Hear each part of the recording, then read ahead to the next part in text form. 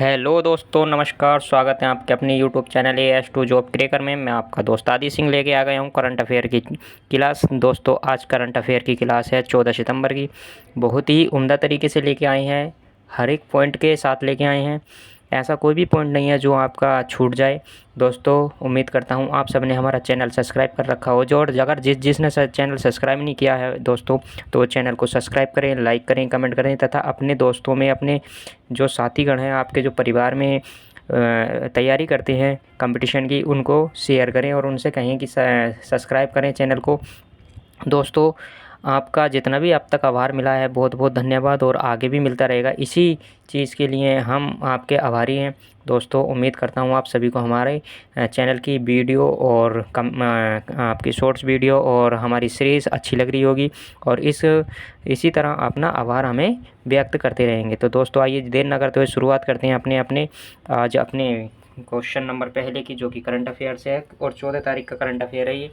ठीक है दोस्तों, तो शुरुआत करते हैं। दोस्तों, हाल ही में भारत ने आभूषण व्यापार को बढ़ावा देने के लिए कहाँ साजेक्स 2025 का शुभारंभ किया।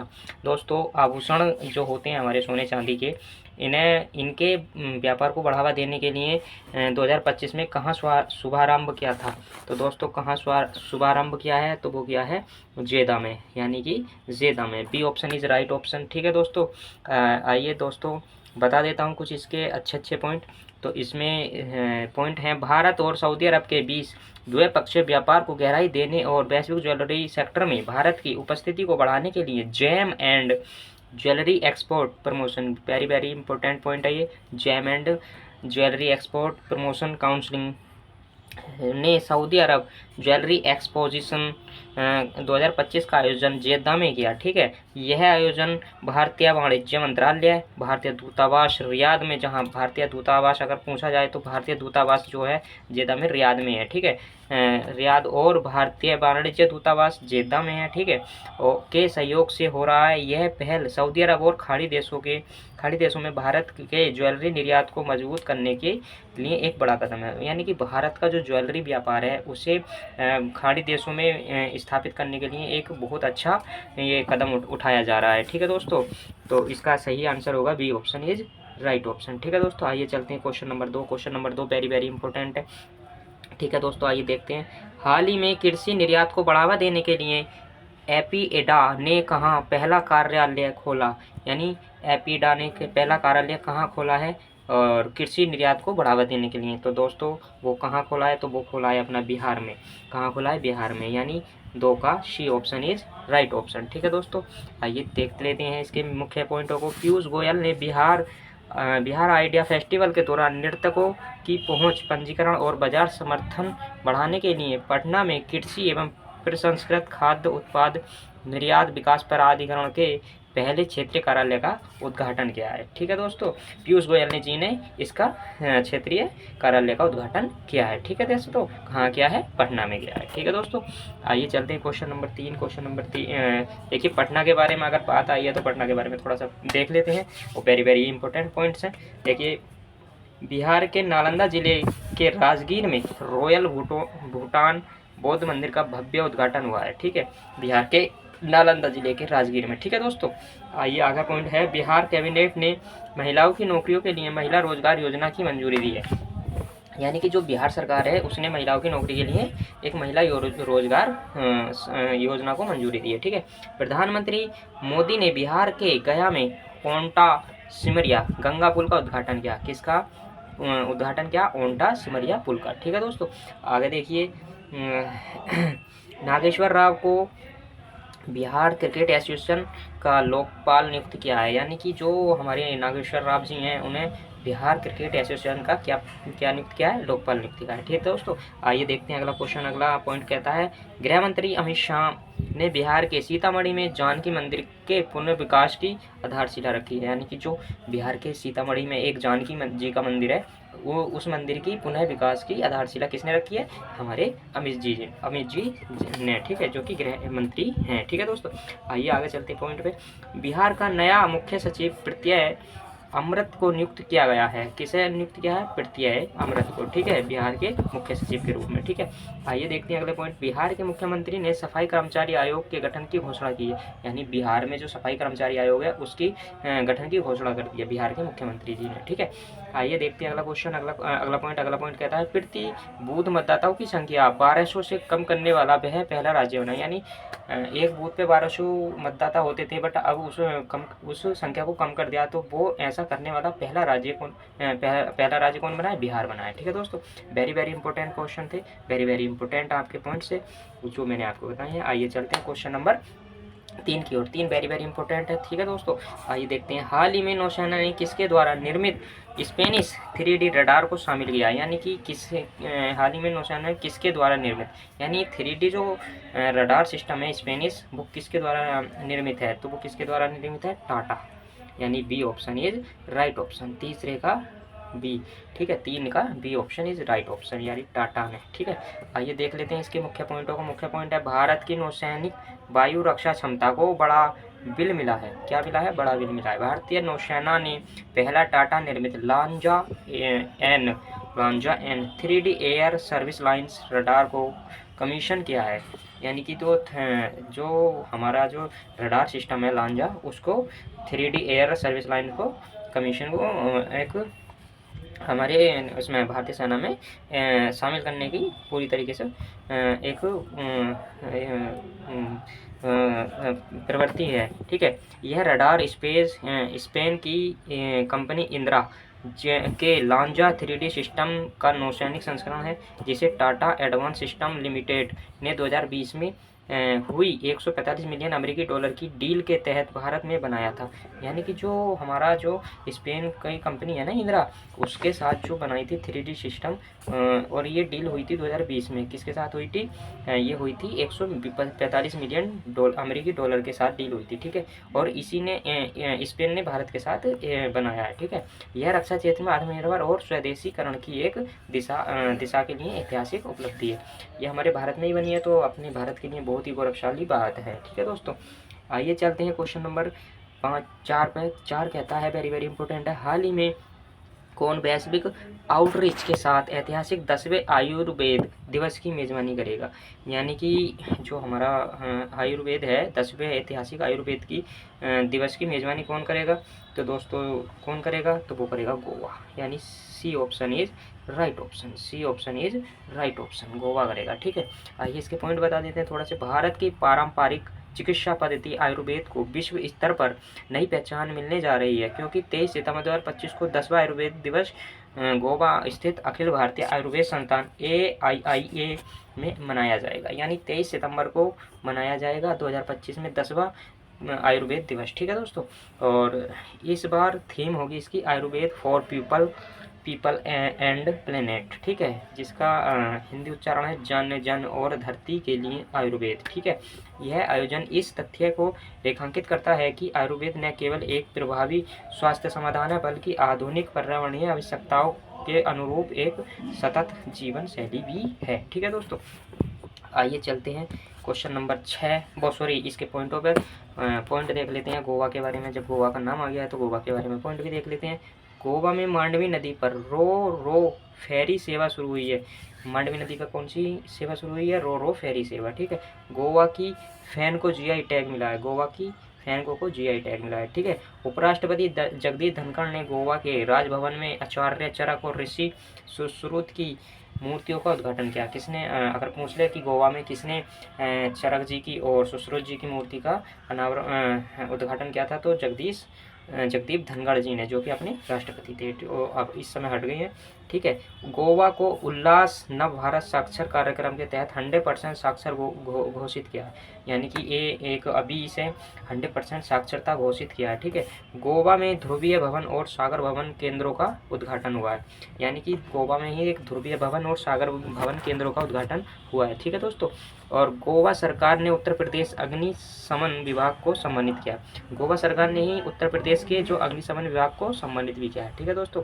आइए चलते हैं अगले क्वेश्चन की ओर। Question number 5 very very important है। 5 कहता है, हाल ही में किस राज्य के पूर्व मुख्यमंत्री DD लापांग का 51 वर्ष की आयु में निधन हुआ है? कहाँ के थे ये?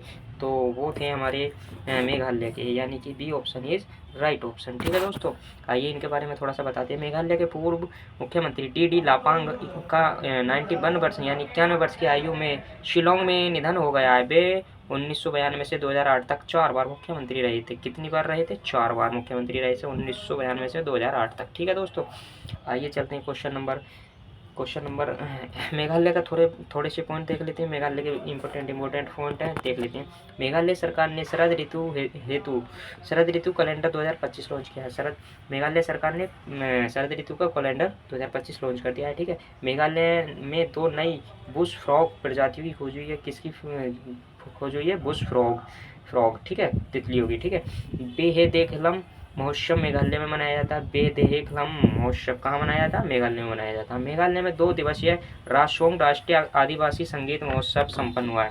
यानी कि यहाँ पे एक आदिवासी संगीत महोत्सव होता है। कौन सा होता है? रासोंग, वो यहाँ पे संपन्न हुआ है। मेघालय ने राज्य बजट का 0.8% स्वास्थ्य के लिए आवंटित किया है। कितने परसेंट किया? 0.8% स्वास्थ्य के लिए आवंटित किया है, जो भारत में सर्वाधिक है और भारत के अंतर्गत किसी भी राज्य का सर्वाधिक है ये रिकॉर्ड। ठीक है, मेघालय ने आधार वेरिफिकेशन के में बेहतरीन काम के लिए UIDAI से 2 पुरस्कार जीते हैं और मेघालय ने जो हमारा आधार कार्ड वेरिफिकेशन होता है उसके उपलक्ष्य में 2 पुरस्कार भी जीते हैं। ठीक है, लगभग 1 दशक के प्रतिबंध के बाद पहली वैज्ञानिक कोयला खदान का उद्घाटन मेघालय में हुआ है। यानी कि बहुत दिनों के बाद, यानी 1 दशक कहते हैं 10 वर्षों में। ठीक है, 10 वर्षों के प्रतिबंध के बाद पहली वैज्ञानिक कोयला खदान का उद्घाटन कहाँ हुआ है?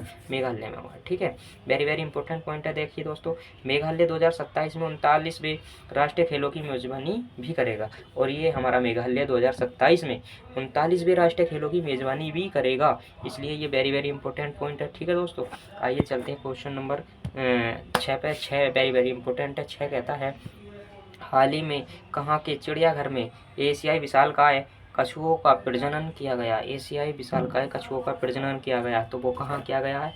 6 का A option is right option, Manipur में। ठीक है दोस्तों, आइए चलते हैं, बता देते हैं इसके बारे में थोड़ा सा। भारत में वन्य जीव संरक्षण के क्षेत्र में एक ऐतिहासिक उपलब्धि दर्ज हुई है।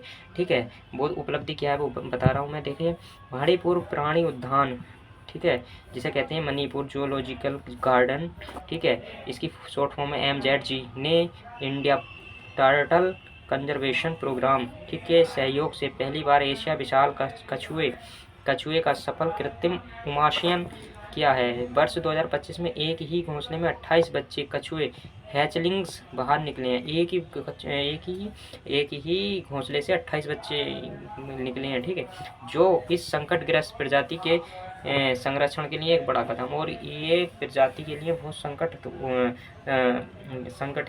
संकटता हो रही थी और उस संकट को देखते हुए ये बहुत बड़ा कदम है। ठीक है, कि इतने बच्चे हमारे वैज्ञानिकों ने संरक्षित करवाए हैं। ठीक है दोस्तों, आइए चलते हैं अगले पॉइंट थोड़ा से हम पॉइंट कर लेते हैं अपने मणिपुर की जब बात आई है तो मणिपुर में क्या क्या कहते हैं।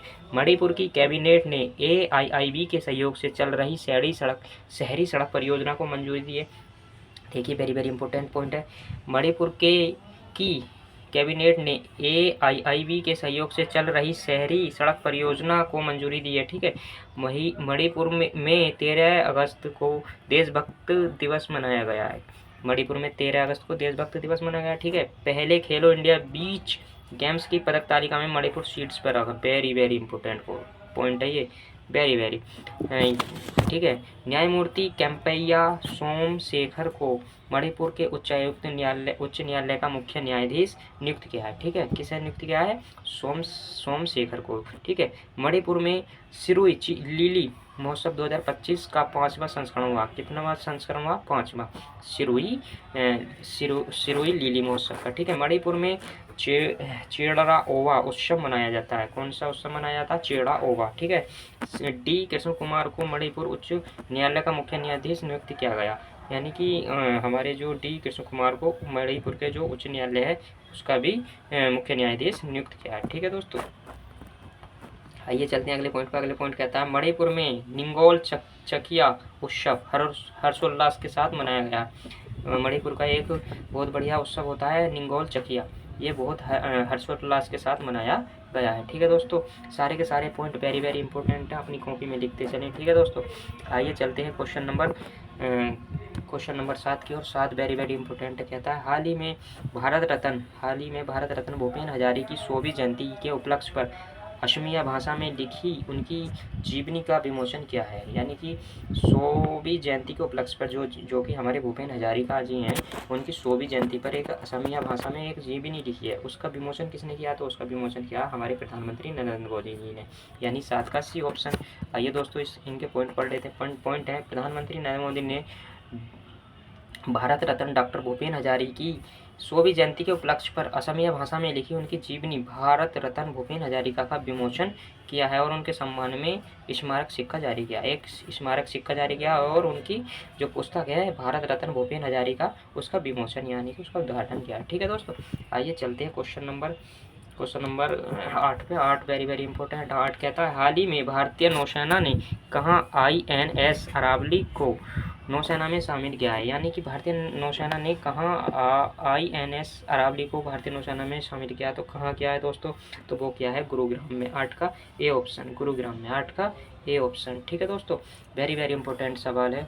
देखिए अगले पॉइंट, भारतीय नौसेना ने 12 सितंबर 2025 को गुरुग्राम हरियाणा में INS अरावली का कमीशनिंग किया गया। इस अवसर पर एडमिरल दिनेश के त्रिपाठी नौसेना प्रमुख मुख्य अतिथि थे। यह नया नौसैनिक अड्डा भारत की सूचना प्रभुत्व, संचार नेटवर्क और समुद्री सुरक्षा क्षमताओं को और मजबूत करेगा। यानी कि समुद्री जो क्षमताएं हैं और उनका जो नेटवर्क है उसे और भी ज़्यादा मजबूत करेगा। ठीक है दोस्तों, इन पॉइंटों को अपनी कॉपी में और इन क्वेश्चनों को अपनी कॉपी में लिखते चलें। डे टू डे हमारा ये सब चीज़ चलने वाला, करंट अफेयर भी, क्लासें भी, सब चीज़। ठीक है दोस्तों, उम्मीद करता हूँ आपको हमारी क्लास अच्छी लग रही होगी। अच्छी क्लास और पॉइंट अच्छी लगे तो लिखते चलें और लाइक और कमेंट करते चलें दोस्तों, और चैनल को सब्सक्राइब करना तो भूलें ही नहीं और शेयर करना भूलें नहीं। ठीक है दोस्तों, आइए चलते हैं अगले पॉइंट पे। अगला क्वेश्चन कहता है हाल ही में PM मोदी ने कहा बैराबी सेरांग नई रेल लाइन का उद्घाटन किया है। यानी कि हमारे जो प्रधानमंत्री मोदी जी हैं, इन्होंने बैरागी सेरांग नई रेल लाइन का उद्घाटन कहाँ किया है? तो कहाँ किया है दोस्तों? तो वो क्या है? मिजोरम में। कहाँ किया है? मिजोरम में। यानी कि 9 का C option is right option. ठीक है, आइए इसके पॉइंटों के बारे में बताते हैं। प्रधानमंत्री नरेंद्र मोदी मिजोरम के बैराबी सेरांग रेल लाइन परियोजना का उद्घाटन किया है। लगभग 8,000 करोड़ रुपए की लागत से बनी यह परियोजना ऐतिहासिक उपलब्धि है, क्योंकि इससे राज्य की राजधानी आइजोल को पहली बार भारतीय रेल नेटवर्क से जोड़ा गया। यानी कि पहली ऐसी राजधानी है जिसे आइजोल, जो कि भारतीय रेल लाइन के नेटवर्क से जोड़ा गया है। ठीक है दोस्तों, आइए चलते हैं क्वेश्चन नंबर अपना मिजोरम के बारे में थोड़ा सा पॉइंट देख लेते हैं। मिजोरम की विधानसभा में ने भिक्षावृत्ति पर प्रतिबंध लगाने का विधेयक पारित किया। यानी कि जो भिक्षावृत्ति होती है, यानी भीख मांगने वाली, उसके प्रति एक विधेयक पारित किया गया है। ठीक है, ASI ने मिजोरम के लुंगफुन रोपोई को राष्ट्रीय महत्व का स्मारक घोषित किया है। यानी कि लुंगफुन को राष्ट्रीय स्मारक घोषित किया। किसने किया? ASI मिजोरम के लुंगफुई रोपोई को राष्ट्रीय महत्व का स्मारक घोषित किया है। ठीक है दोस्तों, ASI के द्वारा। ठीक है, मिजोरम उल्लास नव भारत साक्षर कार्यक्रम के तहत 100% साक्षर घोषित किया गया। यानी मिजोरम को भी 100% साक्षरता घोषित किया गया। दोस्तों ये जो पॉइंट है ना, दूसरा वाला, ASI ने मिजोरम के लुंगफुन रोपोई को राष्ट्रीय महत्व का स्मारक घोषित किया। ये वेरी वेरी इंपॉर्टेंट है। ठीक है दोस्तों, और ये वाला साक्षरता वाला भी, मिजोरम के लैंगपुई हवाई अड्डे की सुरक्षा का जिम्मा CIS अपने संभाला है। यानी जी लिंगपोई हवाई अड्डे का जो सुरक्षा का जिम्मा संभाला, वो किसने संभाला? CIS अपने संभाला। ठीक है, भारत के मिजोरम से सिंगापुर तक एथुरियम फूलों का पहली बार निर्यात हुआ है। यानी भारत का जो भारत के मिजोरम, यानी हमारा मिजोरम जो है, जो कि भारत के अंतर्गत आता है, यहाँ से मिजोरम से सिंगापुर के लिए एथोरियम फूलों को पहली बार निर्यात किया गया। ठीक है दोस्तों, आइए देखते हैं अगले पॉइंट पर। अगला पॉइंट कहता है पूर्वोत्तर भारत के मिजोरम में त्योहार चापचर कुट मनाया गया। कौन सा त्यौहार मनाया गया? चापचर कुट मनाया गया। ठीक है, मिजोरम के पहले स्काई वॉक का उद्घाटन आइजोल में किया गया। यानी मिजोरम के पहले इस स्काई वॉक का उद्घाटन आइजोल में किया गया। ठीक है दोस्तों, आइए चलते हैं क्वेश्चन नंबर अगले की ओर। अगला कहता है 10वां question number 10, very very important. हाल ही में ने आईटी अवसंरचना के सुदृढ़ीकरण के हेतु बैंक के साथ समझौते पर हस्ताक्षर किए हैं। तो किसके साथ हस्ताक्षर किए हैं? बी, पीएनबी के साथ हस्ताक्षर किए हैं। किसके साथ हस्ताक्षर किए हैं? पीएनबी के साथ। ठीक है दोस्तों, आइए चलते हैं इसके पॉइंटों पे। सी डॉट ने पंजाब नेशनल बैंक पीएनबी के साथ साझेदारी की है ताकि पीएनबी के आईटी अवसंरचना को बेहतर बनाया जा सके और उसकी तकनीकी परिवर्तन यात्रा में तीव्रता लाई जा सके। ये दोस्तों एक सॉफ्टवेयर तरीके की आईटी कंपनी होती हैं, उसको अपना डिजिटलाइजेशन करने के लिए बनाया गया है। ठीक है दोस्तों, आइए चलते हैं इसके पॉइंटों की ओर। पॉइंट वेरी वेरी इंपॉर्टेंट है। देखिए इसके जो कुछ पॉइंट आपके सम्मुख हैं, इसमें देखिए कौस्तुभ कुलकर्णी को सीआईटीआई बैंक के एशिया प्रशांत आईबी का सह प्रमुख नियुक्त किया है। ठीक है, सह प्रमुख नियुक्त किसे किया है? एशिया प्रशांत आईबी को। ठीक है, आरबीआई ने आर गांधी को फिर से यस बैंक का अध्यक्ष नियुक्त किया है। फिर से अध्यक्ष ने। ठीक है, बैंकों से रिलेटेड क्वेश्चन है दोस्तों। डीपीआईटी ने स्टार्टअप इंडिया पहल के लिए आईसीआईसीआई बैंक के साथ समझौता किया है। ठीक है, 2 सितंबर को सिटी यूनियन बैंक का 120वां स्थापना दिवस मनाया गया है। जियो पेमेंट बैंक ने सेविंग प्रो बचत खाता शुरू किया है। ठीक है, पीएनबी ने नई दिल्ली में पहली स्टार्टअप्स केंद्रित शाखा खोली है। ठीक है दोस्तों, वेरी वेरी इंपॉर्टेंट आपके पॉइंट हैं ये। और देखिए इस क्वेश्चन को आप नोट कर लेंगे, पहले वाले को। कौस्तुभ कुलकर्णी को सीआईटीआई बैंक के एशिया प्रशांत आईबी का सह प्रमुख नियुक्त किया गया। वेरी वेरी इंपॉर्टेंट है। ठीक है, आइए चलते हैं क्वेश्चन नंबर 11 जो कि हमारी क्लास का लास्ट क्वेश्चन है। तो question number 11 very very important है। क्वेश्चन नंबर 11 कहता है, हाल ही में कौन 2027 में 5वें तटरक्षा वैश्विक शिखर सम्मेलन की मेजबानी करेगा? तो 5वें शिखर सम्मेलन की मेजबानी कौन करेगा? तो वो करेगा भारत। कौन करेगा? भारत। यानी कि एक क्या रहेगा? C option is right option. आइए देखिए इसके कुछ पॉइंट हैं, 1-2 पॉइंट हैं। भारत 2027 में चेन्नई में 5वें तटरक्षक वैश्विक शिखर सम्मेलन की मेजबानी करेगा, जो भारतीय तटरक्षक बल की स्वर्ण जयंती पर का प्रतीक होगा। यानी कि जो तटरक्षक स्वर्ण जयंती का जो प्रतीक होता है ना, वो उसका ये स्वर्ण जयंती का प्रतीक होने वाला है। ठीक है दोस्तों, वैश्विक सम्मेलन की मेजबानी भी हमारे चेन्नई के 5वें तटरक्षक के रूप में होने वाली है। ठीक है दोस्तों अगर आपको वीडियो अच्छी लगी हो तो लाइक करें, शेयर करें, अपने दोस्तों में ज़रूर शेयर करें और सब्सक्राइब करना तो भूलें नहीं। मिलते हैं अगली क्लास में। जय हिंद, जय भारत।